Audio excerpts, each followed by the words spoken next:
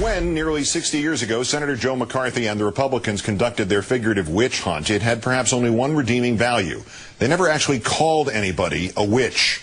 In our third story in the countdown, not so for an evangelist so closely tied to the Republican vice presidential nominee that she gives him partial credit for making her governor of Alaska.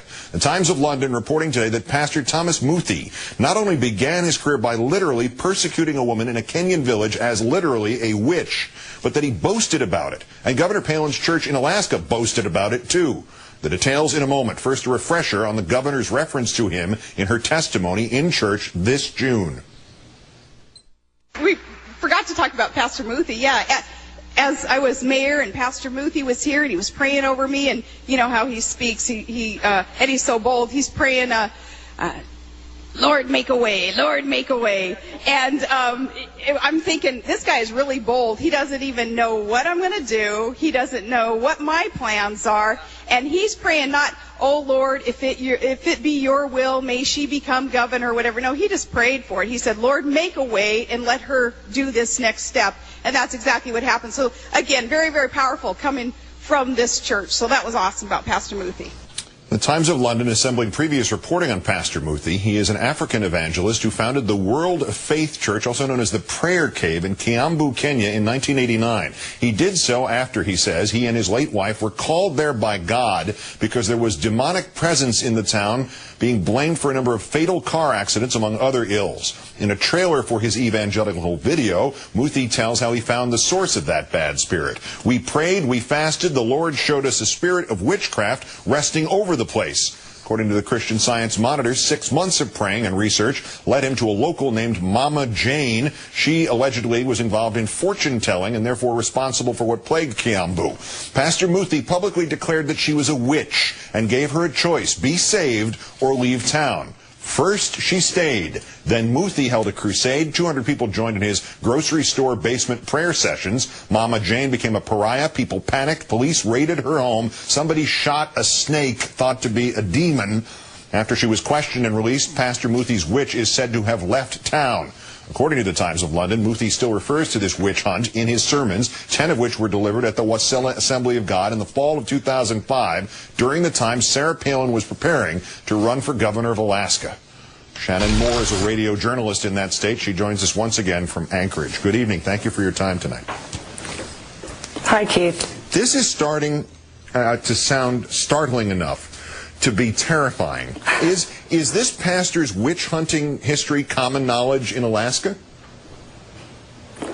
No, it's not. I think, we're known for our hunting up here, but witches hasn't been part of the conversation to date. And I think this information actually has surprised a lot of Alaskans, as has many of the stories that have come out on Sarah Palin since she was nominated by John McCain. Well, just within her own religious parameters, the governor's own churches and her beliefs and the people that she believes with, would witch hunting be too much? I mean, would members of her church say, hell no, we don't condone witch hunts, or people who've conducted them?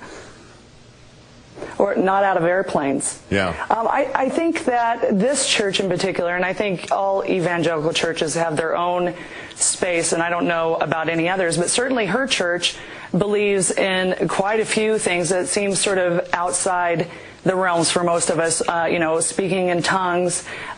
Certainly the whole idea that Alaska is going to be the last day's refuge for so many, that hundreds of thousands of people are going to come to Alaska for the tribulation period as part of their whole platform. And, they may be coming now that they know we get dividend checks, but I don't think that this last days idea is it's certainly not the view of many Alaskans. All right, but even all that you mentioned there, every part of the other things about this church in particular, that's one set of stuff.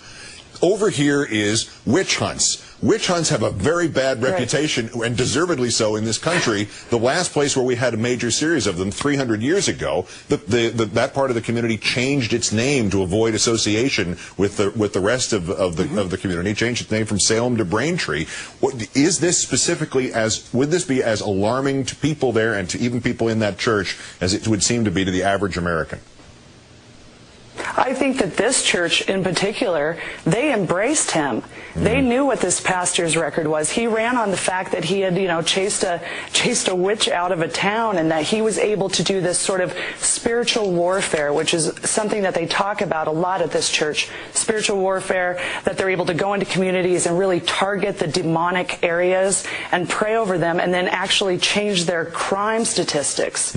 So this is all part of the belief system that this church has put out, and it's pretty far-fetched, I think, to many of us. I think that we would actually want to put more cops on the street. I think that, the rapture is an environmental policy for many people, but certainly to this church it is. Well, I also forgot to mention that Pastor Muthi claimed that after the demon was forced out of this town in Kenya, most of the bars closed too. So, but I suggested earlier that he, at first blush anyway, makes Jeremiah Wright look like Father Flanagan from Boys Town.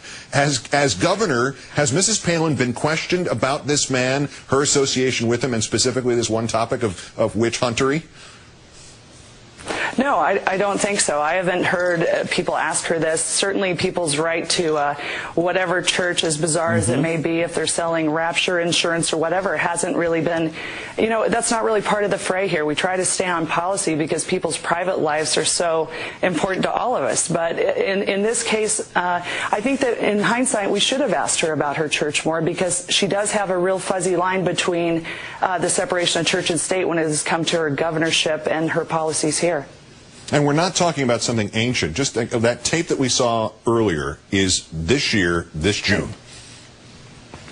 Right, this June, a couple months ago. Yeah, and she's talking about the fact that he laid hands on her, and how that really is how she's given a lot of credit to becoming governor to this pastor who's a witch hunter. And you look at this and you wonder, are we going to go from waterboarding to just throwing people in ponds and seeing if they float or not? It's really a stretch for a lot of people, and it's even weird for Alaskans, I assure you. There you go. I guess that's the question, the answer I was looking for. Somebody turned me into a newt. Shannon Moore, a radio journalist, joining us once again from Alaska with our great thanks. Have a good weekend. Thank you so much.